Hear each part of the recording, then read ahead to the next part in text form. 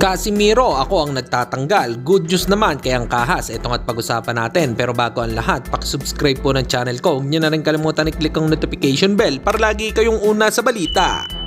Kanalaban ang aasahan, balita sa mga pambato na isasalang, pasabog na video, lahat yan nandito. Minyo Cruz TV ang iyong paborito. Pag-usapan nga po natin mga kaboxing, nagsalita naman si Canelo Alvarez sa balitang si Terence Crawford ang susunod nitong mga kalaban. Paliwanag nga ni Alvarez na wala daw credit kung lalabanan niya at tatalunin si Crawford dahil galing daw ito sa welterweight division or 147 pounds.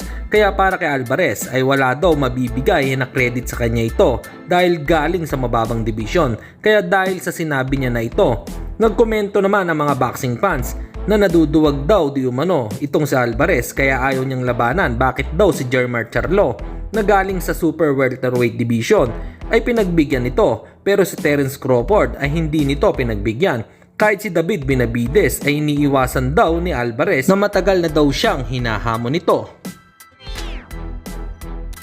Samantalang magandang balita dahil si Takuma Inoue at si Jerwin Angkahas na ang main event sa February 24 at hindi na si Junto Nakatani versus Alexandro Santiago.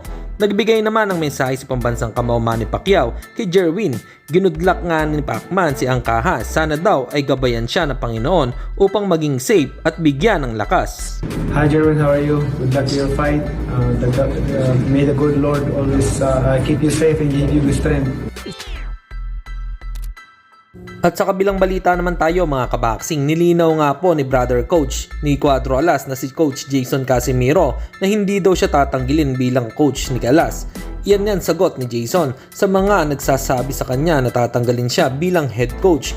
Pagmamalaki nga ni Jason na hindi daw siya matatanggal dahil siya daw ang nagtatanggal. Dito na lang ang aking boxing news report. Babu!